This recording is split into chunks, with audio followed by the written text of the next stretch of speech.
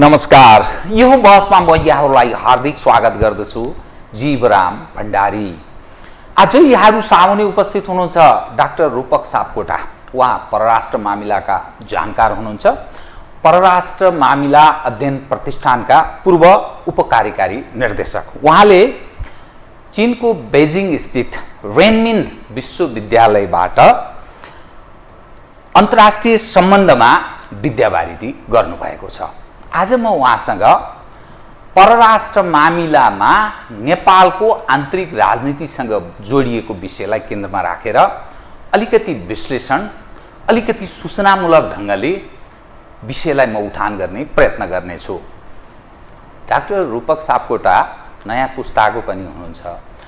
पछिल्लो विश्व घटनाक्रमलाई पनि नजिकबाट मलाई लाग्दछ उहाँले निहालिरहनु भएको छ र त्यो बुझ्ने सामर्थ्य राख्नुहुन्छ। आज म उहाँसँग यही वरिपरि नेपालको आन्तरिक राजनीतिसँग त जोडिन्छ नै, मूलत परराष्ट्र मामिलासँग जोडिएको आन्तरिक राजनीतिक पक्षलाई उजागर गराउने प्रयास गर्नेछु। सर्वप्रथम म उहाँलाई स्वागत गर्छु। डाक्टर साहब, स्वागत छ है त। धन्यवाद। अब म सिधै कहाँ प्रवेश गर्न चाहे भने हामी यस्तो ठुला शक्तिशाली देशको बीचमा छौँ। विश्वको सन्दर्भ हेर्दाखेरि हामी धेरै सानो मुलुक होइन नेपाल, तर उत्तरमा चीन छ। ऊ संसारमा यतिखेर पहिलो शक्ति बन्ने अन्तिम कसरतमा छ। अमेरिका चीनलाई झन्नै झन्नै शत्रु राष्ट्रको रूपमा व्यवहार गर्न उन्मुख छ। दक्षिणतर्फ छ भारत। ऊ अर्को शक्तिशाली देशको रूपमा छ र विशाल जनसङ्ख्या छ। दुवै देशको विशाल जो जनसङ्ख्या छ त्यो हेर्दाखेरि झन्नै संसारको आधा जनसङ्ख्याको हिस्सा ओगट्ने जस्तो अवस्थामा दुई शक्तिशाली देशहरू छन्। अमेरिकी सभामुख न्यान्सी पेलोसी ताइवान गइन्, सभामुख हुन् उनी। चीन र अमेरिका बीच अर्को तनाव बढेको छ। चीन र अमेरिका बीच तनाव बढोस्, उनीहरू लडुन् भिडुन्, हामीलाई धेरै सरोकारको विषय होइन, तर सरोकार यस मानेमा हामी छिमेकमा छौँ। नेपालको नेतृत्व उपर लोयल्टी अर्थात् परस्त भन्छ नि, को कुन परस्त हो, को कुन परस्त, जो खास गरी शासनमा छन् उनीहरू उपर नेपालीजनले औँलो ठड्याइएका पात्रहरू नेपालको राजनीतिमा हावी छन्। हामीले बिआरआई गऱ्यौँ, कार्यान्वयन भएन भन्ने चिनियाहरूको असन्तुष्टि सुनिन्छ। एमसीसी बडा गजब ढङ्गले पास भयो, जनताको प्रतिनिधि थलो। संसदबाट पास कसले गर्न चाहेको, कसले गर्न नचाहेको भने जस्तो छलफल पनि भएन र एमसीसी यसै पास भयो। एसपीपी आम सञ्चार माध्यमबाट उजागर भएपछि यो सरकार पछि हट्न बाध्य भयो। सीमाका समस्या छन्। काङ्ग्रेसले भन्यो चीनसँग हाम्रो सीमाको समस्या छ, भारतसँगको सीमाको समस्या काङ्ग्रेस बोल्दैन। र कतिपय मानिसले प्रश्न गरे यो जो शासक छ अहिलेको शासक पक्ष यो पश्चिमा देशहरूसँग निकटता राख्दछ र छिमेकी देशसँग शत्रु बनाउने कसरतमा गर्दैछ, अर्थात् दिग्भ्रमित हुँदैछ। यो चाहिँ बडा खतरनाक हो। नन एलाइनमेन्ट मुभमेन्टबाट नेपाल के पछि हटेको हो? युक्रेनसँग पनि कतिपय सवाल जोड्छन्। युक्रेन मामिलामा नेपालले बोलेको, नेपालको परराष्ट्र मन्त्रालयले बोलेको कुरा यी पनि जोडिन्छ। अलि मैले लामो प्रश्न गरेँ किनभने यो पृष्ठभूमि बताइदिनु जरुरी हुन्छ। म कहाँ प्रवेश गर्न खोज्दैछु भन्ने कुरा नेपालको नेताहरू जो खास गरी परिवर्तन पश्चातका र 32-33 वर्षदेखिको जो नेतृत्व नेपालको राजनीतिमा निरन्तर छाएका छन् उनीहरूको लोयल्टीमाथि पनि प्रश्न गर्छन् नेपालीजनले। मैले जीवराम भण्डारीले प्रश्न गरे होइन, नेपालीजनले लोयल्टीमाथि पनि प्रश्न गर्छन्। र तरल राजनीति अवस्थाबाट नेपाल गुज्रेको छ र अभाव, पछौटेपन, गरिबी, अशिक्षाको चपेटामा नेपाली जन दिनानुदिन फस्दैछन् र नबुल्लोको स्थिति छ।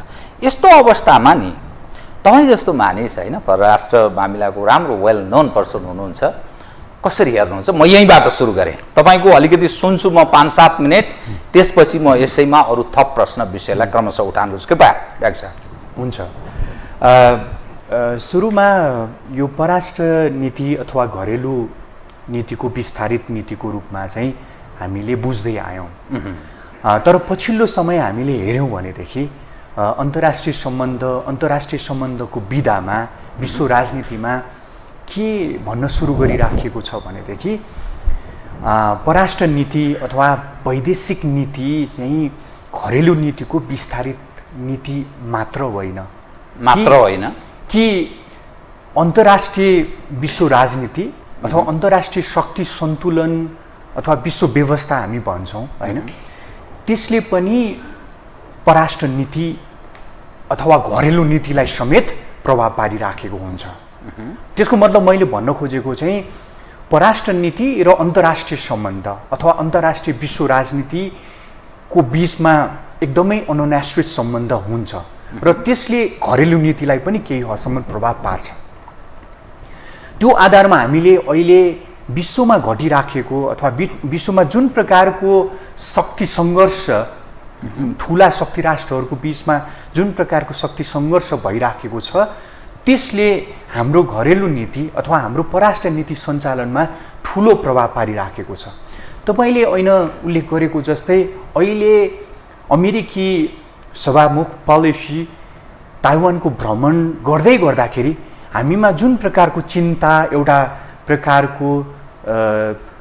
खालको संशय जुन पैदा भइराखेको छ, त्यसको मतलब चाहिँ त्यहाँ भएको घटनाले आज संसारको जुन कुनै ठाउँमा, जुन कुनै मुलुकमा होस् अथवा क्षेत्रमा भएको घटनाले पनि हामीलाई प्रभाव पार्छ। किनकि अहिलेको विश्वको जुन चरित्र छ, यो भूमण्डलीकरण भन्नुहोस् अथवा सम्बन्धित डिपेन्डेन्सीको कुरा गर्नुहोस् होइन, सबै हिसाबले चाहिँ हामी जोडिएका छौँ। र त्यसमाथि अझ हामीले हेऱ्यौँ भनेदेखि अन्तर्राष्ट्रिय सम्बन्ध विश्व राजनीति भनेको यो एक रियलिस्ट कोणबाट हेर्ने हो भनेदेखि निश्चित ठुला शक्ति राष्ट्रहरूले नै, हुन त विश्व सरकार छैन, वर्ल्ड गभर्मेन्ट छैन, जसको अनुपस्थितिमा चाहिँ ठुला शक्ति राष्ट्रहरूले बनाएका नर्म्स अथवा नियम कानुन अथवा सङ्गठनको आधारमा चाहिँ विश्वको कुनै न कुनै प्रकारको संरचना चलिराखेको हुन्छ। त्यो संयुक्त राष्ट्र, यहाँले वर्ल्ड गभर्मेन्ट छैन जो भन्नुभयो नि,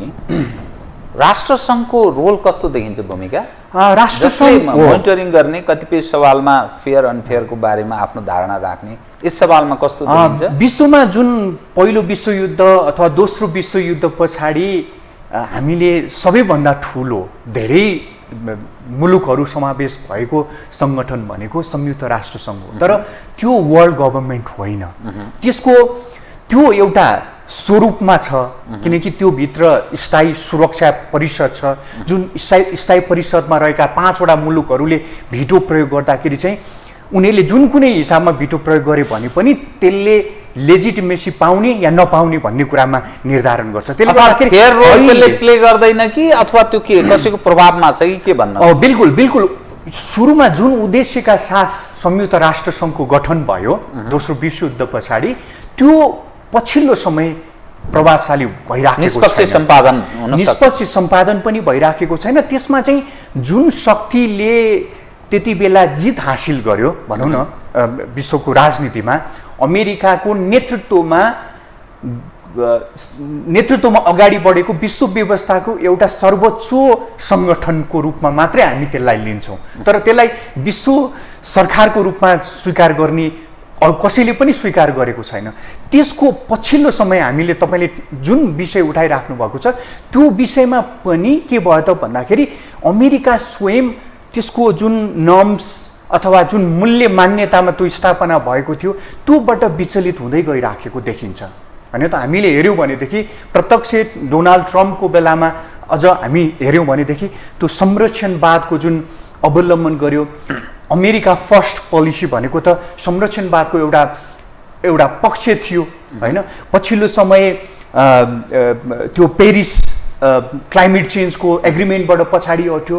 अनि अरू प्रकारका त्यो संरक्षणवाद भनेको त्यो अलिकति के कन्जर्भेटिजम टाइपको त्यसरी बुझौँ? संरक्षणवाद भनेको त्यो पनि हो, तर सँगसँगै त्यसले चाहिँ अलिकति यो राष्ट्रवाद भन्छौँ नि हामी, अलिकति सङ्कीर्ण राष्ट्रवादलाई अलिकति मलजल गर्छ। तर आफ्नो मुलुकले, कुनै पनि मुलुकको नेतृत्वले आफ्नो मुलुकका जनता र आफ्नो त्यो जुन पेरिफेरी छ सरहदको संरक्षणका लागि त्यो गर्नु के अनुपयुक्त हो र? होइन, किनकि पछिल्लो समय हामीले हेऱ्यौँ भनेदेखि उदार विश्व व्यवस्था हामी जो भन्छौँ, उदार विश्व व्यवस्थाको एउटा मूलभूत चरित्र भनेको सँगसँगै ग्रो हुने हो नि, अथवा सँगसँगै सहकारी गर्ने हो नि, अथवा एउटाको सम्बन्ध अर्कोसँग हातेमालो, किनकि विश्वलाई चाहिँ एउटा भिलेज अथवा एउटा परिवारको रूपमा हेरेर त्यो उत्तरदायित्व के रेस्पोन्सिबिलिटी, ठुला मुलुक जसको आय छ, जसको जिडिपी ठुलो छ, उनीहरूले ठुलो कन्ट्रिब्युसन गर्ने, सानो मुलुकले सानो कन्ट्रिब्युसन गर्ने, र त्यो अन्तर्राष्ट्रिय सङ्घ संस्थाहरू स्वास्थ्यमा छुट्टै, के अरे उता शिक्षामा छुट्टै, गरिबी निवारणलाई छुट्टै, त्यसमा त्यो प्रकारको एउटा ग्लोबल गभर्नेन्सको अवधारणा हो होइन।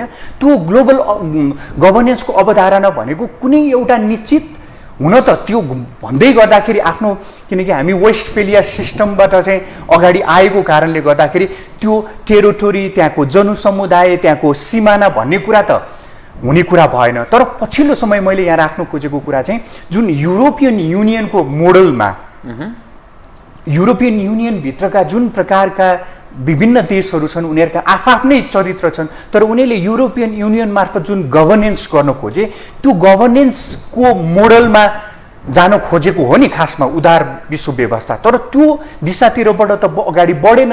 त्यसैलाई हामीले के भनौँ, लिबरल वर्ल्ड अर्डरको रूपमा, र त्यो प्रकारका धाराहरूलाई चाहिँ मजबुत बनाउन लानुपर्छ भन्ने वकालत गर्ने अमेरिका स्वयं त्यो नीतिबाट पछाडि हट्यो। त्यो नीतिबाट अमेरिका पछाडि हट्यो भने यसको अर्थ के? त्यसको मतलब उसले त्यो रेस्पोन्सिबिलिटी लिन चाहेन, गयो। चीन चाहिँ त्यो पथमा छ भन्ने तपाईँको आशय होइन? मैले ठ्याक्कै भन्न खोजेको कुरा चाहिँ ऊ त्यो विश्वव्यापी नेतृत्वमा कमजोर हुँदै गयो र उदयमान शक्ति राष्ट्रहरू चाहिँ आफ्नो भूमिका बढाउँदै लगे होइन।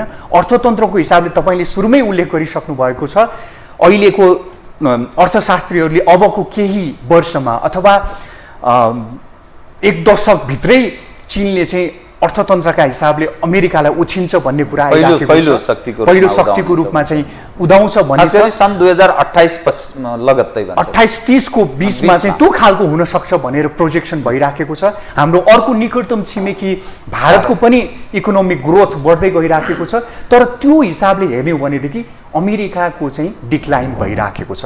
उसको मैले भन्न खोजेको एउटा मात्रै शक्ति होइन कि ऊ हरेक धेरै फ्रन्टिनियरहरूमा चाहिँ ऊ कमजोर हुँदै गयो। पछिल्लो उदाहरण म तपाईँलाई दिन्छु कि G7 को पछिल्लो बेलायतमा भयो र पछि अहिले चाहिँ युरोपमा भयो। त्यो युरोपमा भएको उसमा बिल्ड ब्याक बेटर भन्ने जुन B3W को जुन परियोजना अगाडि सार्यो इनिसिएटिभ, त्यो पछाडि ब्लू डट इकोनोमी भनेर आयो। तर अहिले तपाईँले हेर्नु भनेदेखि हिजोको जस्तो जसरी युरोपलाई उद्धार गर्नको लागि मार्शल प्लान जस्तो महत्त्वकांक्षी परियोजना अगाडि सार्न सक्यो अमेरिकाले, आज इन्डो पेसिफिकमा केन्द्रित छ अमेरिका। तर इन्डो पेसिफिक क्षेत्रमा तपाईँले त्यहाँको सुरक्षा, त्यहाँको आर्थिक सबै पक्षलाई जसरी उसले नेतृत्व प्रदान गर्नु पर्थ्यो नि, त्यो गर्न सकिराखेको छैन। म तपाईँलाई अझ पछिल्लो दृष्टान्त दिन चाहन्छु कि जर्मनी र जापान जो उसका महत्त्वपूर्ण एलीको रूपमा रहन्छन् र पछिल्लो समय हामीले अरू पनि मुलुकहरूलाई हेऱ्यौँ भनेदेखि उनीहरू अब अमेरिकाको नेटो अथवा अमेरिकाको सुरक्षा, त्यो अन्तर्राष्ट्रिय सुरक्षा प्रणालीबाट आश्वस्त हुन सकिराखेका छैनन्। दोस्रो विश्वयुद्धमा पराजित भइसकेपछि जर्मनीको अहिलेको प्रतिरक्षा रणनीति मूलतः अमेरिकाले नियन्त्रण गरेको छ। जापानको त विदेश नीतिमा पनि प्रभाव छ। दक्षिण कोरियाको पनि छ। मैले ठुला शक्ति राष्ट्र जो इमर्ज भइराखेको अर्थतन्त्रको हिसाबले उनीहरू समेत अब अहिले भर्खर जर्मनीले आफ्नो छुट्टै प्रतिरक्षा रणनीति अगाडि सार्ने पर्छ भन्ने बोध गर्न थालेको छ। चुनौती जान्छ जर्मनी त्यसमा जान्छ। मैले भन्न खोजेको उसले छुट्टै होइन, नेटोमा त छँदैछ अथवा अमेरिकासँग उसको सम्बन्ध छ, तर पनि अमेरिकाको त्यो बडा आश्वस्त हुन नसकेर जापानले पनि अहिले आफै stand हुने कसरतमा। पछिल्लो समय चाहिँ सुरक्षा खर्च बढाउन थालेको छ, सैन्य सुरक्षा खर्च बढाउने नीति अगाडि सारिराखेको छ। त्यो हिसाबले हेर्दाखेरि यो मिलिटरी फ्रन्टियरमा पनि होइन अमेरिकाको क्षमतामाथि, किनकि अहिले हामीले हेऱ्यौँ भने युक्रेन र रसियाको तनावमा अमेरिका त्यहाँ देखिन्छ पछाडि engage भयो। र अहिले पनि ताइवानमा अमेरिकाभित्र नै धेरै ठुलो छलफल भइराखेको छ। हामी एउटा मोर्चा खोलिराखेका छौँ यता रसियासँगको, युक्रेनलाई आवश्यक पर्ने हात हतियार र खरखजाना चाहिँ हामी सप्लाई गरिराखेको स्थिति छ। फेरि अर्को हामीले मोर्चा किन खोलिराखेका छौँ? के यो एकैचोटि दुईवटा मोर्चा सम्हाल्न सकिन्छ? किन त्यहाँमाथि चाहिँ रसिया भनेको जसलाई चाहिँ पछिल्लो समय हामीले हेऱ्यौँ भने रसियाको पुनरुत्थान भइराखेको छ भनेर मानिन्छ। चीन उदयमान एउटा शक्ति राष्ट्र जसले चाहिँ विभिन्न संरचनागत हिसाबले चाहिँ अमेरिकालाई चुनौती दिइराखेको छ भन्ने एउटा बहस विश्वव्यापी रूपमा चाहिँ चलिराखेको छ। अमेरिका भित्रै चाहिँ यो कतिको दबाब छ जो बाइडेन सरकारलाई? बिल्कुलै यो अमेरिकाभित्र पछिल्लो हामीले हेऱ्यौँ भने पनि पोलिसीको भ्रमणलाई लिएर अमेरिकाको राजनीतिक नेतृत्व, उच्च राजनीतिक नेतृत्व नै विभाजित भयो। अलि चिन्तित छ?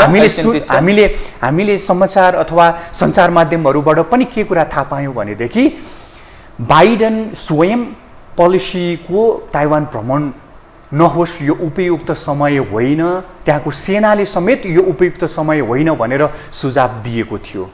त्यसका बावजुद पनि पोलिसीको चाहिँ ताइवान भ्रमण भयो। उनी डेमोक्रेटको वरिष्ठ नेता हुन्। यो भनिएको मात्रै एउटा स्ट्र्याटेजी मात्रै हो कि अथवा साँच्चै? त्यसलाई मैले भन्न खोजेको दुईटै कोणबाट हामीले हेऱ्यौँ। एउटा कोणबाट हामीले किन पनि भनेदेखि हिजो सन् 1997 मा सभामुखको भ्रमण भयो र अहिले पनि अमेरिकी सभामुखको ताइवान भ्रमण भयो। के फरक भयो र भन्ने कुरा गरिन्छ। तर हामीले त्यति बेलाको विश्व सन्दर्भलाई हेर्नु पर्यो। चीन र अमेरिकाको सम्बन्धलाई हेर्दाखेरि त्यति बेला रिपब्लिक र डेमोक्रेट दुवै चीनसँग सम्बन्ध सुधार गर्ने मनस्थितिमा थिए अथवा त्यो उस बेलाको कुरा। अहिले चाहिँ उनीहरूको बीचको टेन्सन चाहिँ चीन र अमेरिकाको प्रतिद्वन्दिता त अहिले बढेर गएको छ। त्यो कटु प्रतिस्पर्धाबाट अब प्रतिद्वन्दितातिर अगाडि बढिराखेको छ। यो परिस्थितिमा चाहिँ हामीले सम्मत त्यसैलाई मध्यनजर गरेर बाइडेन प्रशासन र त्यहाँको सुरक्षा हेर्ने सेनाले, मूलतः सेनाको नेतृत्वले चाहिँ अहिले यो भ्रमण गर्न उपयुक्त छैन, किनकि चीनलाई उत्तेजित गर्ने अथवा ताइवानको अहिले हामीले हेऱ्यौँ त त्यहाँ कस्तो बहस भइराखेको छ अमेरिकामा भनेदेखि के पोलिसीको यो भ्रमणले ताइवान स्वतन्त्रताको लागि मद्दत पुग्यो त कि चीनलाई थप प्रभाव गर्यो अथवा ताइवानलाई थप आइसोलेट गर्न चाहिँ यसले मद्दत गरिरहेको छ। हामीले देखिराखेका छौँ अहिले पनि त्यहाँ सैन्य प्रदर्शनहरू भइराखेको छ चीनको तर्फबाट।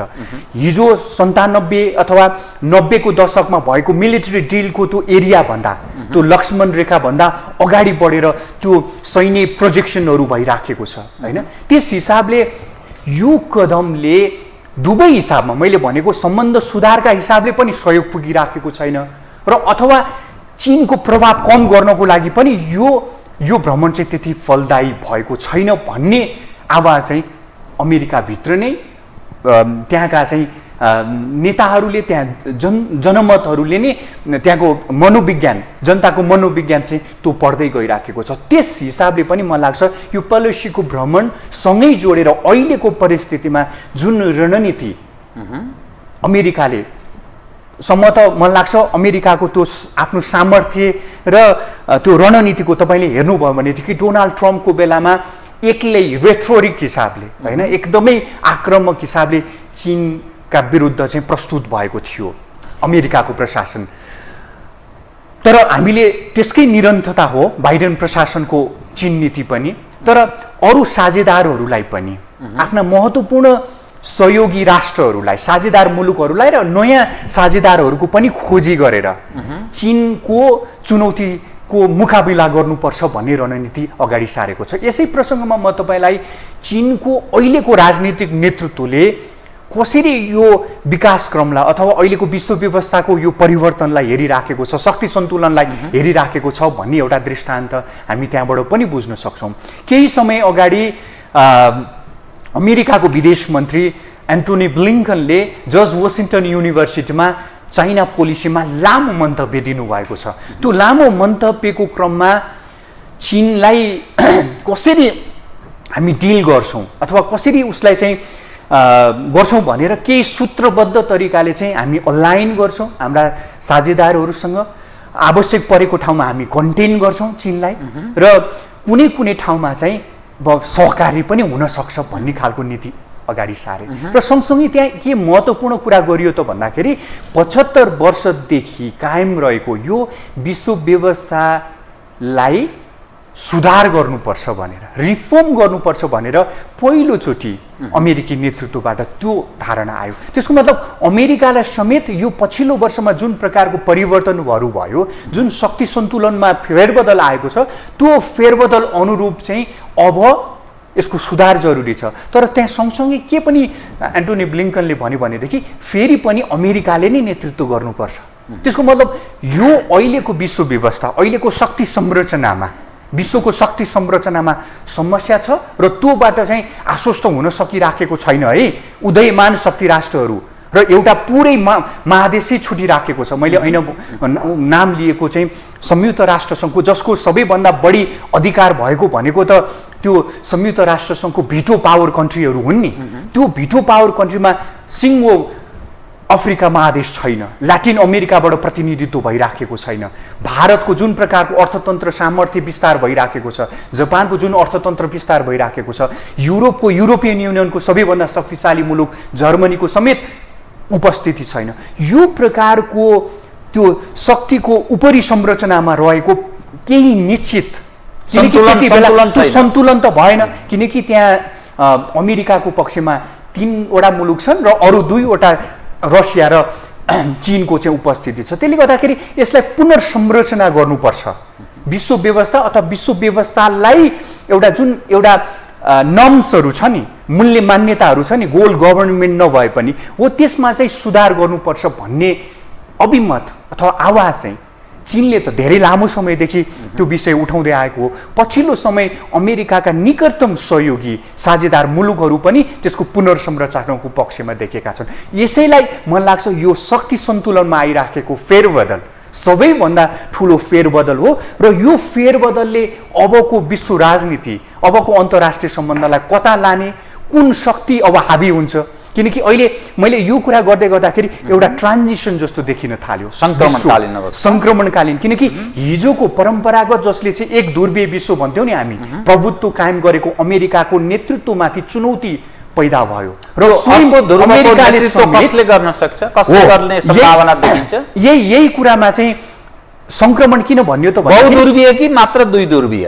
त्यो त्यसमा चाहिँ यो अब कस्तो सेप लिन्छ भन्ने कुरा कसैलाई पनि जानकारी छैन, किनकि अथवा भन्न सकिँदैन। किन त भन्दाखेरि मैले यसो भन्दै गर्दाखेरि तपाईँले हेर्नु भनेदेखि गैर पश्चिमा नेतृत्वको संरचनाहरू पनि इभोल्भ भए यो बिचमा। तपाईँले भर्खरै नाम लिनुभयो बेल्ट एन्ड रोड इनिसिएटिभ, जुन परियोजना भनेको अमेरिका अथवा पश्चिमाहरू सहभागी नभएर एससिओ, साङ्घाई कोअपरेसन अर्गनाइजेसन भन्ने जुन रसिया, चाइना, इन्डिया, पाकिस्तान सहितका जुन अरू एसियाली मुलुकहरूको एउटा संरचनाको उदय भयो। एआइआइबी भइराखेको छ, ब्रिक्स अझ होइन, जुनमा चाहिँ साउथ अफ्रिकादेखि लिएर ब्राजिल अनि यो 3 वटा जुन मैले नाम लिएका रसिया, चाइना, इन्डियाको उपस्थिति छ। यो संरचनाहरू जसरी सतहमा आए यसले के देखाउँछ भनेदेखि अब हिजो पश्चिममा अथवा अमेरिका, हिजो एउटा समय बेलायतको जुन प्रकारको थियो त्यो कुरालाई चाहिँ विश्वका अरू उदयमान शक्ति राष्ट्रहरूले आफ्नै प्रकारको संरचनाहरू अगाडि बढाउन थाले। तर त्यो संरचनामा पनि मान्छे अथवा विश्वका मुलुकहरू आश्वस्त छन् त? आश्वस्त भइसकेका छैन। त्यो विश्वास जितिसकेको स्थिति छैन। पुरानो जसले नेतृत्व गर्दै आइराखेको अमेरिका र उसको साझेदार मुलुकहरूको गभर्नेन्समा पनि आश्वस्त हुन सकिराखेको छैन र नयाँ इमर्ज भइराखेका संरचनाहरूले पनि साँच्चीकै कस्तो प्रकारको मूल्य मान्यतामा कसरी भोलिको वर्ल्डको गभर्नेन्स हुन्छ भन्ने कुरामा त पुरै पिक्चर चाहिँ क्लियर भइसकेको छैन। किनकि त्यसको इन्टेन्सन अहिले हामीले अलिकति खुला स्पष्टसँग भन्दाखेरि चीन, रसिया अथवा यी जस्ता मुलुकहरूलाई हेर्ने कुरामा त विश्व त विभाजित छ नि त। र त्यो आश्वस्त हुनको लागि मलाई लाग्छ अरू धेरै समय अथवा त्यो प्रकारको ग्लोबल रेस्पोन्सिबिलिटीमा काम गर्नु पर्यो नि। किनकि मलाई लाग्छ बेल्ट एन्ड रोड इनिसिएटिभ होस् अथवा AIIB होस्, यो भनेको चीनले ग्लोबल प्लेयरको रूपमा आफूलाई ग्लोबल प्लेयरको रूपमा चाहिँ अगाडि सार्दै म रेस्पोन्सिबल प्लेयर हुँ है। म त्यही कारणले गर्दाखेरि हामी सुन्छौँ पछिल्लो समय सी जिनपिङले चाहिँ शेयर फ्युचरको जुन कुरा गर्नुभयो भनेको चीनको उदयबाट, चीनको विकासबाट, चीनको समृद्धिबाट विश्वलाई लाभ हुन्छ भन्ने जुन न्यारेटिभ अथवा जुन भाष्य चीनले अगाडि सारिराखेको छ, त्योबाट विश्व आश्वस्त भएको स्थितिमा मात्रै ल अब चाहिँ त्यो खालको स्थिति तयार भयो भन्ने हुनसक्छ। त्यसले मैले भन्न खोजेको अहिलेको विश्व व्यवस्था सङ्क्रमणबाट गुज्रिराखेको छ र भोलि कुन शक्ति अथवा कुन शक्ति मात्रै होइन कि त्यो भोलि बहुध्रुवतिर नि जान सक्छ, यो दुई ध्रुवतिर पनि जान सक्छ। तर अहिलेको हिसाबले हेर्दाखेरि चाहिँ त्यो बहुध्रुवतिर चाहिँ विश्व व्यवस्था जान सक्ने सम्भावना चाहिँ बढी देखिन्छ। म तपाईँसँग अलिकति बृहत्तर नेपाल सन्दर्भ पनि जोडेर विषयलाई उठान गरेँ। युक्रेन मामिलामा नेपालले बोल्यो, कतिपय मानिसले टिप्पणी गरे, यो अमेरिकालाई खुसी पार्ने ढङ्गले नेपाल बोल्यो। रुस र अमेरिका युक्रेन मामिलामा आम्ने सामनेको अवस्थामा छ। युरोपियनहरू अमेरिकाको सन्निकट छन् यस मामिलामा। चीन धेरै इन्गेज भएको छैन, पर्खर हेरको अवस्थामा छ। संसारले बुझेको चीन र रुस, इरान लगायतका देशहरू सन्निकट छन्, सबै हिसाबले अन्तर्राष्ट्रिय मामिलामा हेर्ने दृष्टिकोणमा भनिन्छ। हाम्रो देश चिन्ताको विषय, हामी MCC गऱ्यौँ, नेपाली जनले अविश्वास गरे। नेपालको जो जनताको थलो भन्ने छ संसद, त्यसले बडा एउटा विचित्र ढङ्गले MCCलाई अनुमोदन गर्यो। अर्थात् गैर जिम्मेवार चरित्र देखायो। छलफल हुनु पर्थ्यो, बहस हुनु पर्थ्यो लाभ र हानिका बारेमा। अर्थात् हाम्रो संसद बेतुकको जस्तो देखिन्छ त्यो घटनासँग जोड्दा। चिनियाहरूको सक्रियता नेपालको आन्तरिक राजनीतिमा विगतभन्दा बढेको छ। किनभने शान्त कूटनीतिमा विश्वास गर्छ चीन भनिन्थ्यो। नेताहरूको घर घर धाएका छन्।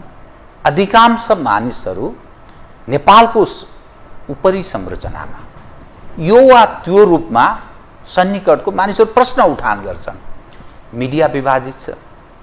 चीनको प्रशंसा कसैले गर्यो भने चिनिया दूतावास अथवा चिनिया सरकारको सक्रियता या फन्डिङ बिना सम्भव होला र भन्ने प्रश्न छ।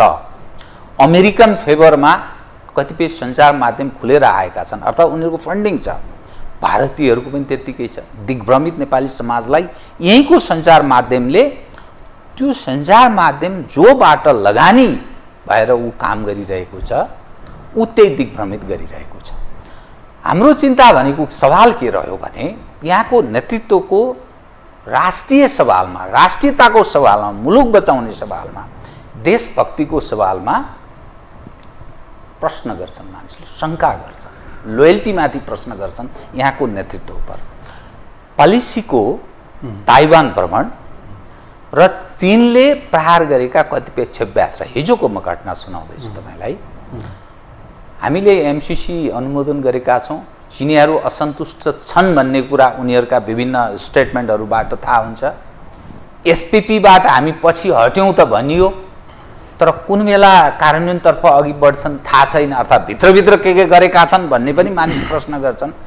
यस्तो अवस्थामा नि हाम्रो देश कति सुरक्षित छ र चिनियाहरूको रियाक्सन नेपालको पछिल्लो शासन व्यवस्था र यहाँको नेतृत्व उप र हामी कुन अवस्थामा छौँ, कति खतरा मोल्दैछौँ, के छ स्थिति हाम्रो बताइदिनुहोस् त। बिल्कुलै अहिले जुन प्रकारको शक्ति सङ्घर्ष र विश्व राजनीतिमा हामीले जुन सन्तुलनको कुरा गऱ्यौँ, विश्व सन्तुलन खल्बलिएको छ, त्यसको प्रभावस्वरूप अहिले शक्ति राष्ट्रहरूले आफ्नो शिविरमा नेपाललाई तान्नको लागि अथवा समावेश गर्नको लागि जोडबल गरिराखेका छन्। त्यसको माध्यमको रूपमा विभिन्न परियोजनाहरू, विभिन्न रणनीतिहरू, विभिन्न कार्यक्रमहरू मार्फत आइराखेका छौँ। विश्वको आधारभूत सम्बन्धको आधारभूत चरित्र त बदलेको छैन, तर हामीले हेऱ्यौँ भनेदेखि पछिल्लो समय नेपालले अवलम्बन गरेको शीतयुद्धकालीन समयमा हामीले अगाडि सारेको असंलग्न परराष्ट्र नीति, होइन, त्यति बेला हामीले मात्रै होइन, विश्वका धेरै मुलुकहरूले त्यो असंलग्न परराष्ट्र नीतिमा आधारित रहेर अन्तर्राष्ट्रिय सम्बन्ध गर्ने गर्थे। हामीले पञ्चशीलको सिद्धान्त भन्यौँ। हामीले कुनै प्रकारको झडप अथवा युद्ध भएको स्थितिमा हाम्रो स्थितिलाई हामी तटस्थ रहन्छौँ पनि भन्यौँ, होइन। मूलतः यो तीनवटा कम्पोनेन्टले हाम्रो अन्तर्राष्ट्रिय सम्बन्ध परराष्ट्र नीति भइराखेको छ। त्यसका अलावा हामीले हाम्रो अन्तर्राष्ट्रिय सम्बन्धलाई विविधीकरण पनि गर्नुपर्छ भन्यौँ।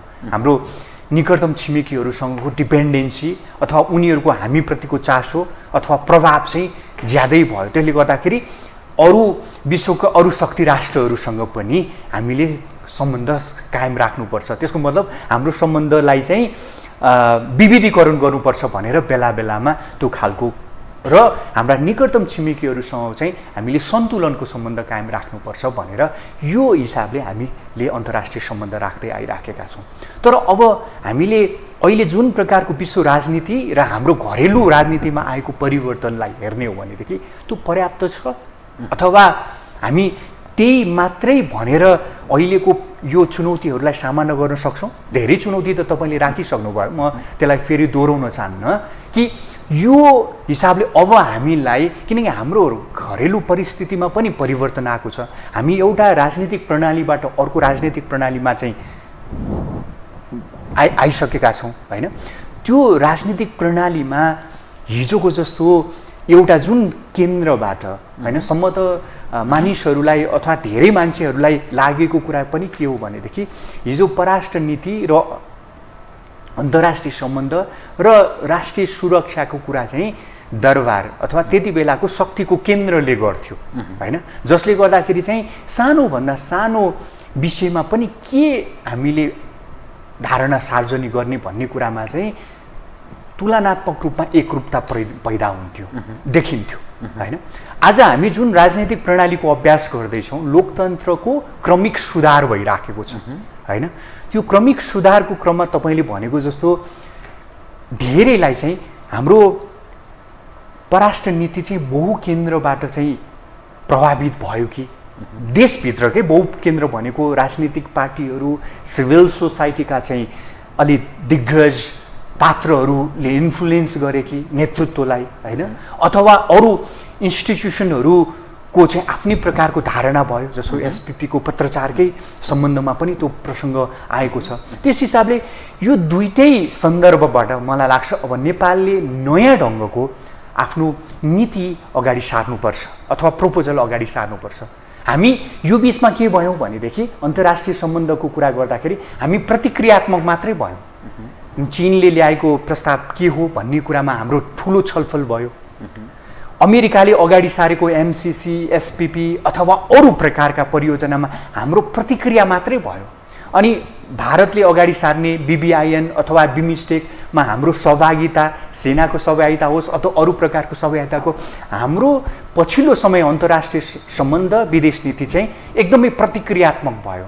हामीले छुट्टै हाम्रो के हो त, हामीले अन्तर्राष्ट्रिय क्याम्पेन, डिप्लोमेटिक क्याम्पेन गरेर हामी यस्तो खालको हो, हामी यो चाहन्छौँ भन्ने कुरालाई हामीले हाम्रो डिप्लोमेसीमा, हाम्रो अन्तर्राष्ट्रिय सम्बन्धमा रिफ्लेक्ट गर्न सक्यौँ। हामीले विकास र समृद्धिको कुरा गऱ्यौँ यो बिचमा धेरै लामो समय, तर हामीले त्यो अनुरूपको हाम्रो प्रोजेक्सन हुन सक्यो? त्यो त हुन सकिराखेको देखिँदैन। त्यसले गर्दाखेरि मलाई के लाग्छ भनेदेखि अन्तर्राष्ट्रिय सम्बन्धमा जुन सम्भावित भूराजनीतिक टकराव बढ्दै गइराखेको छ यो यहीँ रोकिनेवाला छैन। अझै अरू विभिन्न प्रपोजल र विभिन्न माध्यमहरूबाट, आवरणबाट शक्ति राष्ट्रहरूले हामीलाई उनीहरूको शिविरमा तान्ने, रणनीतिमा समावेश गराउने कोसिस गर्नेछन्। त्यसो हुँदाखेरि हामी के गर्ने या नगर्ने भन्ने कुरामै अलमलनी खतरा हुन्छ। त्यसैले नेपालले विलम्ब नगरिकन अहिलेको सन्दर्भलाई हेरेर हाम्रो जुन अन्तर्राष्ट्रिय सम्बन्ध विदेश नीतिको जुन आधारभूत सिद्धान्तहरू छन् त्यो आधारभूत सिद्धान्तमा टेकेर असंलग्न परराष्ट्र नीतिलाई अलिकति परिमार्जित गर्नु पर्यो। त्यो परिमार्जित भने के कस्तो? तटस्थताको नीतिलाई हामीले अलिकति व्याख्या गर्नु पर्यो। व्याख्या भनेको के? यो मतलब मैले भन्न खोजेको चाहिँ हिजोको सन्दर्भमा 80को दशकमा 70-80को दशकमा हामीले जुन शान्ति क्षेत्रको प्रस्तावको कुरा अगाडि सार्यौं, त्यो शान्ति क्षेत्रको प्रस्तावको कुरा नेपाल सहित अरू मुलुकहरूले पनि शान्ति क्षेत्रको कुरा गरेका थिए। श्रीलङ्काले त्यति बेला शान्ति क्षेत्रको प्रस्तावको कुरा गरेर, किनकि बेलायत जब डिक्लाइन भयो, बेलायतको सामर्थ्य डिक्लाइन भइसकेपछि शीत युद्धमा सोभियत सङ्घ र अमेरिकाको प्रतिस्पर्धा बढ्दै गइसकेपछि इन्डियन ओसनमा आफ्नो अरू असुरक्षा भाव पैदा भएर 1972 मा युएनबाट शान्ति क्षेत्रको प्रस्ताव पास भयो। त्यसको पछाडि भारतको ठुलो हात छ, सहयोग थियो। मिडल इस्टले पनि बेला बेलामा शान्ति क्षेत्रको कुरा गर्ने गर्छ, किनकि उसँग जुन प्रकारको रिसोर्सहरू छ त्यो रिसोर्समाथि शक्ति राष्ट्रहरूले चाहिँ कब्जा नगरून् अथवा हमला नगरून् भनेर। अहिले हामी झन्डै मैले भन्न खोजेको त्यो शीत युद्धको बेलाको जस्तै चुनौतीमा हामी छौँ। त्यसले गर्दाखेरि अब परिमार्जन सहितको नीति भन्नुको मतलब चाहिँ हामी जुन प्रकारको भूराजनीतिक अवस्थितिमा छौँ हामीले तटस्थताको नीति अवलम्बन गर्नुपर्छ, किनकि हिजोको युद्धको प्रभाव, हिजो सोभियत सङ्घ भनेको हामीसँग धेरै टाढा थियो, रसिया त धेरै टाढा थियो होइन, अमेरिका पनि टाढा थियो। शीत युद्ध अथवा दोस्रो विश्वयुद्धमा पनि हामी प्रत्यक्ष प्रभावित भयौँ। तर अहिले सुरुमा तपाईँले जुन ओपनिङ स्टेटमेन्ट तपाईँले गर्नुभएको थियो, चीन त हाम्रो निकटतम छिमेकी हो जोसँग अमेरिकाको प्रतिद्वन्दिता बढिराखेको छ। यसको मतलब अब कुनै प्रकारको झडप अथवा कुनै प्रकारको कन्फ्रन्टेसन भयो भनेदेखि त्यो हाम्रो बलेसीमा अथवा कुनै न कुनै हिसाबले हाम्रो यो एसिया, दक्षिण एसिया वा हिमालयन क्षेत्रलाई समेट्नेवाला छ। अर्को चाहिँ हाम्रा निकटतम छिमेकीको सम्बन्ध पनि सौहार्द छैन। गाल्बन भ्यालीको तपाईँले दृष्टान्त हेर्नु भनेदेखि उनीहरू युद्धको तयारीको अवस्थामा छन्। जति बेला पनि युद्ध भड्कन सक्छ भन्ने भए चाहिँ छिमेकीहरू नेपाल सहितका दक्षिण एसियाका अन्य छिमेकीहरूलाई चाहिँ परिराखेको छ। हो यस्तो यो 2-3टा लेयरमा देखिएको, एउटा विचारधारात्मक रूपमा चीन र रसियाको बीचमा आक्रामक तरिकाले जसरी चीन अमेरिका आफ्नो साझेदार सहित प्रस्तुत भइराखेको छ, दोस्रो शक्ति राष्ट्रहरू राइभरी, ग्रेट पावर राइभरीको ढङ्गबाट चाहिँ चीन र अमेरिकाको बीचको प्रतिस्पर्धा छ अथवा भूराजनीतिक प्रतिस्पर्धा देखिन्छ इन्डो पेसिफिक क्षेत्रलाई केन्द्रित गरेर। अर्को हाम्रा निकटतम छिमेकीहरूको जुन एउटा सम्बन्ध छ, त्यो 3टा लेयरबाट हेर्दाखेरि चाहिँ अब हामीले विलम्ब नगरिकन हामी शान्ति चाहन्छौँ, हामी शान्तिप्रिय मुलुक हौँ, किनकि हाम्रो रगतमा, हाम्रो यही भूमिमा गौतम बुद्धको जन्म भयो र उनको शान्तिको हिसाबले हामी शान्तिप्रिय मुलुक हौँ र यो प्रकारको भूराजनीतिमा हामी अलग रहन चाहन्छौँ, टकरावमा हामी छैनौँ, तर हामी सहकार्य गर्न चाहन्छौँ। किन सहकार्य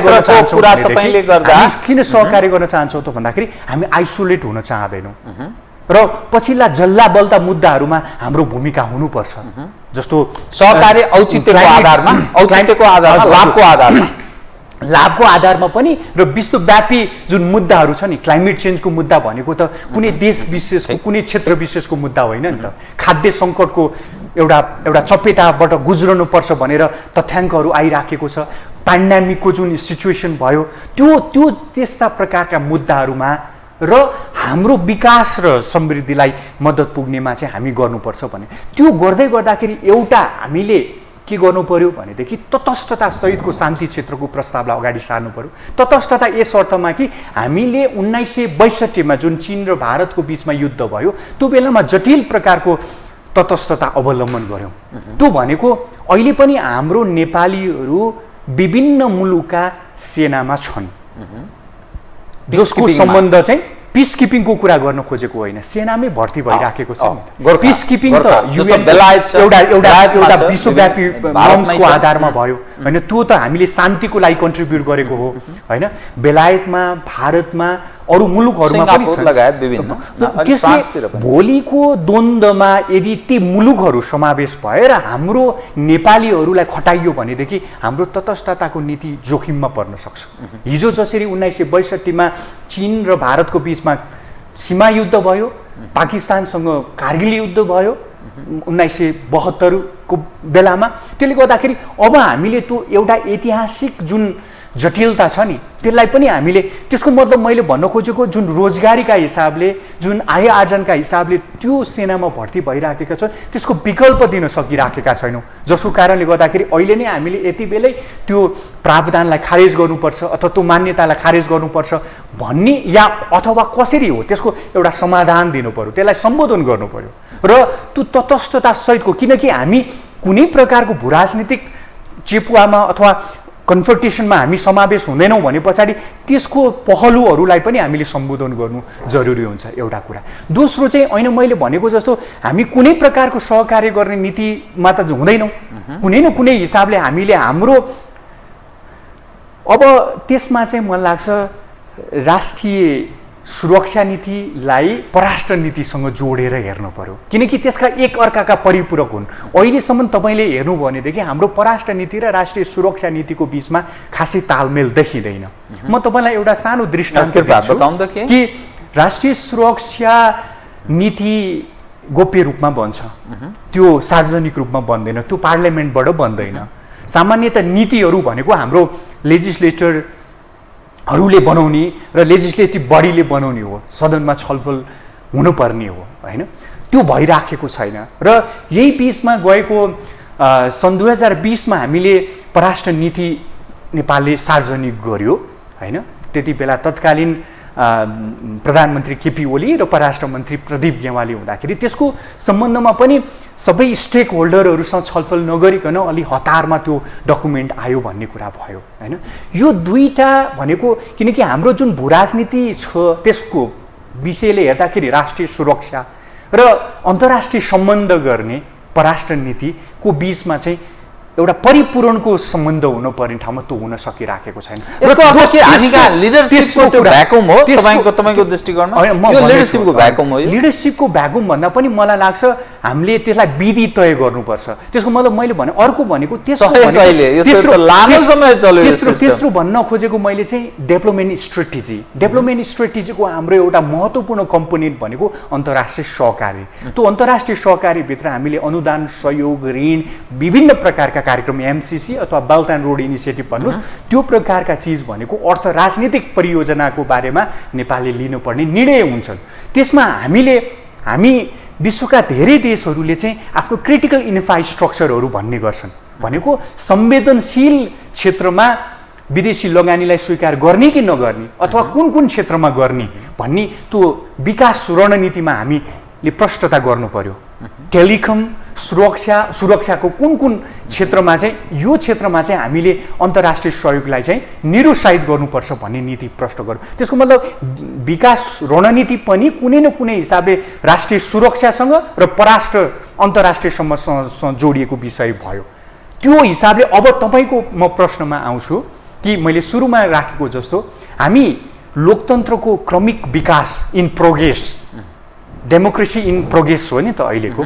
हामीले जुन सन् 2015मा संविधान जारी गऱ्यौँ र त्यो संविधानको आधारभूमिमा रहेर अब जुन बहुकेन्द्रबाट अन्तर्राष्ट्रिय सम्बन्ध, राष्ट्रिय सुरक्षा नीति, डेभलपमेन्ट स्ट्रेटेजीमा जुन प्रभाव पर्ने कुरा छ त्यसलाई हामी कसरी रोक्न सक्छौँ त भन्दाखेरि त्यसको एउटा मात्रै विधि मन लाग्छ, लोकतान्त्रिक विधि भनेको चाहिँ अब यसलाई जोडेर एउटा एकीकृत दस्तावेज हामीले ल्याउनु पर्यो र त्यो दस्तावेजलाई जसरी चेक ब्यालेन्स अथवा संस्थाहरूलाई बलियो बनाउने अथवा संस्थाहरूले नै नेताहरूलाई अथवा नेता विशेषलाई चाहिँ जवाफदेही बनाउने विकल्प बाहेक हामीसँग अरू कुरा छैन। त्यसको मतलब अब हामीले गर्नु के पर्यो त भन्दाखेरि जुन प्रकारका यी तीनवटा नीतिहरूलाई चाहिँ समष्टिगत रूपमा राखेर यो एकीकृत हाम्रो अन्तर्राष्ट्रिय सम्बन्ध, राष्ट्रिय सुरक्षा नीतिलाई हेर्ने र विकास रणनीतिलाई हेर्ने, मैले भनेको सुरुमै मैले भनिसकेको छु,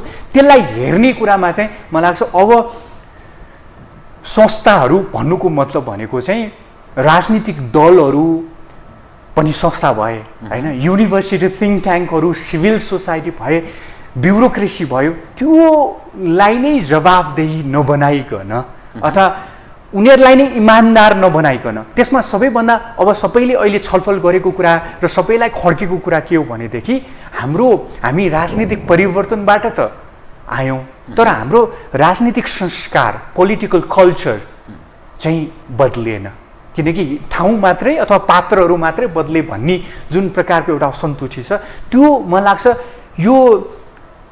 यसलाई सम्बोधन गर्नको लागि पनि सबै ठाउँमा त्यो प्रकारको हस्तक्षेप जरुरी छ। मैले भनेको हामी एउटा ध्रुव अथवा हिजोको त्यो नोस्टाल्जिक भएर पनि भएन होइन, हिजो यस्तो थियो यस्तो हुन्थ्यो भन्ने आमूल सुधार हरेक क्षेत्रमा जरुरी छ।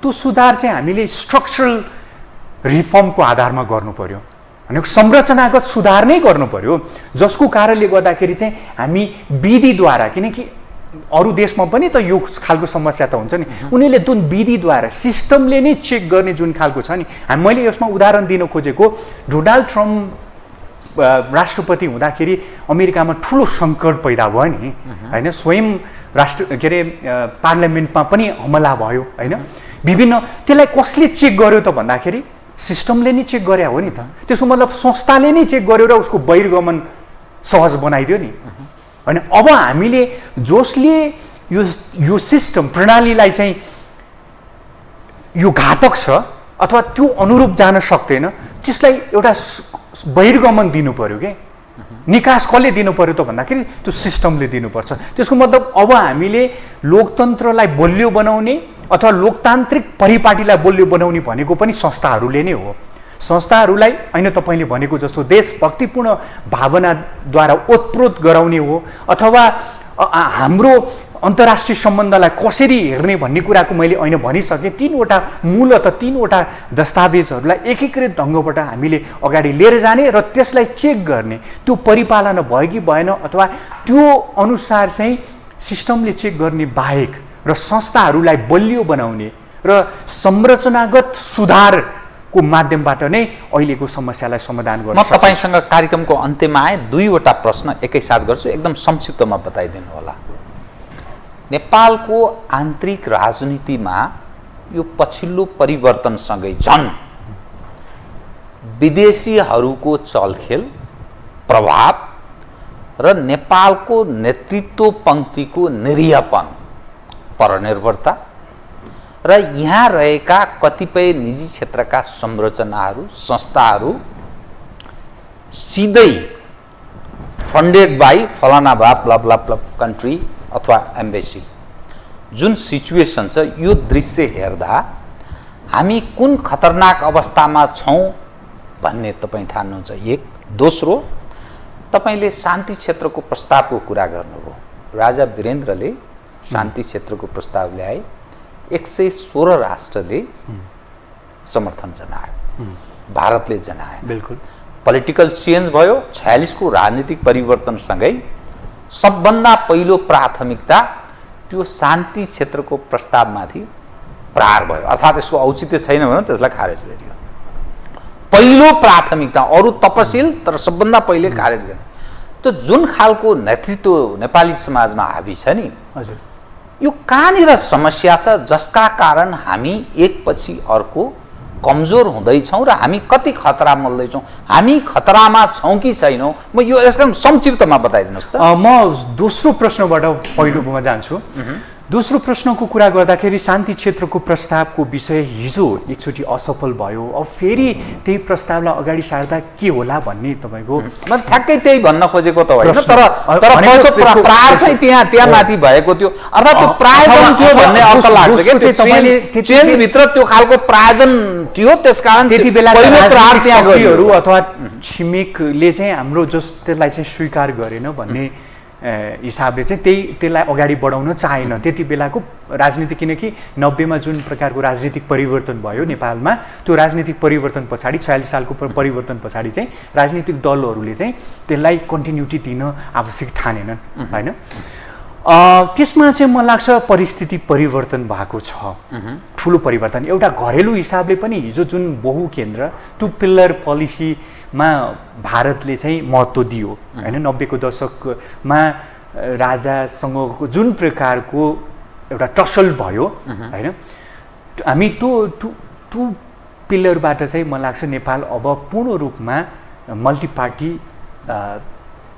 डेमोक्रेसीमा अथवा फेडरल डेमोक्रेसीमा चाहिँ हामी रूपान्तरण भइसकेका छौँ होइन। त्यो हिसाबले मलाई लाग्छ अब कुनै पनि छिमेकीले दुईटा शक्ति अथवा पार्टीहरूमा पनि अब हुन नसक्ने भन्ने कुरा त भएन। तर मैले त्यसलाई अर्को सन्दर्भबाट हेर्दाखेरि अहिले जुन प्रकारको भूराजनीतिक परिस्थिति निर्माण भएको छ र जुनको यो इपिक सेन्टरको रूपमा चाहिँ एसिया इन्डो पेसिफिक क्षेत्रमा आइराखेको छ र नेपालमा चिनको र अमेरिकाको यो जुन प्रकारको प्रभाव विस्तार भइराखेको छ, हामीले हेर्दाखेरि चाहिँ भारतको लागि यो बाध्यताको विषय हो, एउटा व्यवस्थाको विषय हो कि भारतको जुन प्रकारको सोचाइ नेपालप्रति अथवा छिमेकीहरूप्रति रहँदै आएको छ कि अहिले तपाईँले हेर्नु भनेदेखि हिजो शान्ति प्रक्रियाको क्रममा अमेरिकाको प्रत्यक्ष उपस्थितिलाई भारतले अस्वीकार गर्यो, पछि अमेरिका स्वयंले भारतको लाइनमा चाहिँ शान्ति प्रक्रियाको मुद्दालाई चाहिँ हेर्यो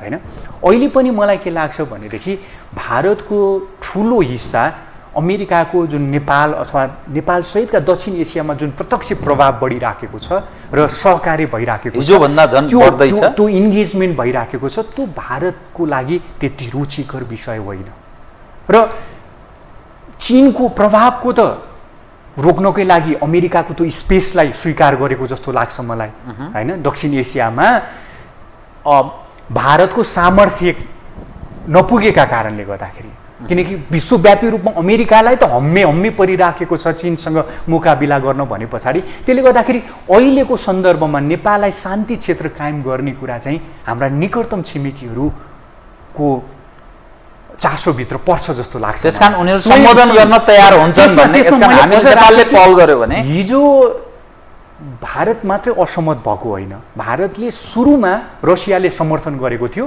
भारतको सम्मत प्रभावका कारणले रसियाले फिर्ता लिएको हो भने पछाडि हाम्रा निकटतम छिमेकी र अन्तर्राष्ट्रिय परिस्थितिले कति धेरै प्रभाव पार्छ कुनै पनि प्रपोजललाई होइन, कुनै पनि मुलुकको अन्तर्राष्ट्रिय सम्बन्धको प्रपोजललाई भन्ने कुरा चाहिँ मलाई लाग्छ। त्यो बेलाको दृष्टान्तबाट हेर्दाखेरि पनि अहिले मैले बुझेसम्म भारत पनि नेपालको यो स्पेस जुन छ उसको लागि हेर्दाखेरि होइन, उसको भारतीय पर्सपेक्टिभबाट भन्दैछु है मैले, त्यो हिसाबले हेर्दाखेरि नेपालको यो जुन प्रकारको शक्ति राष्ट्रहरू मूलत अमेरिका र चीनको जुन प्रभाव दक्षिण एसियामा बढिराखेको छ त्यो उसको सबैभन्दा चिन्ताको विषय हो जस्तो म तपाईँसँग अब समय मैले दिन सकिनँ। मैले अब सुरुको प्रश्नमा आउँदाखेरि चाहिँ रिस्क कति छौँ हामी, कति खतरा मिलिरहेको, हामी खतरामा छौँ। त्यसले गर्दाखेरि मैले भनेको विलम्ब नगरिकन हामी प्रतिक्रियात्मक हुने होइन, हाम्रो आफ्नै प्रपोजल सायद हामीले विश्वव्यापी कूटनीतिक पहल कदमी बढाउनु पर्यो।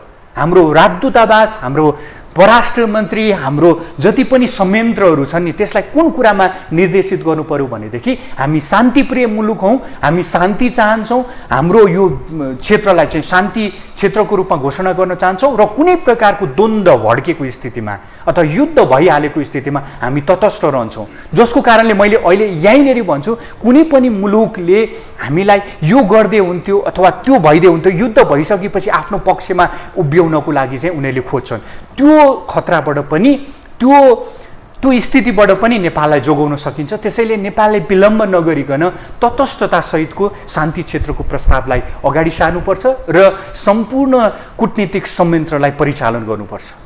धन्यवाद डाक्टर साहब। आदरणीय दर्शकवृन्द, उहाँ हुन्थ्यो डाक्टर रूपक सापकोटा, परराष्ट्र मामिलाका जानकार। समसामयिक विषयलाई केन्द्रमा राखेर खास गरी परराष्ट्र मामिलामा बढी केन्द्रित रहेर गरिएको कुराकानी। म सहित मेरो सम्पूर्ण युनिटलाई कार्यक्रमबाट बिदा दिनुहोस् र यो हो टेलिभिजन हेर्दै रहनुहोला। नमस्कार।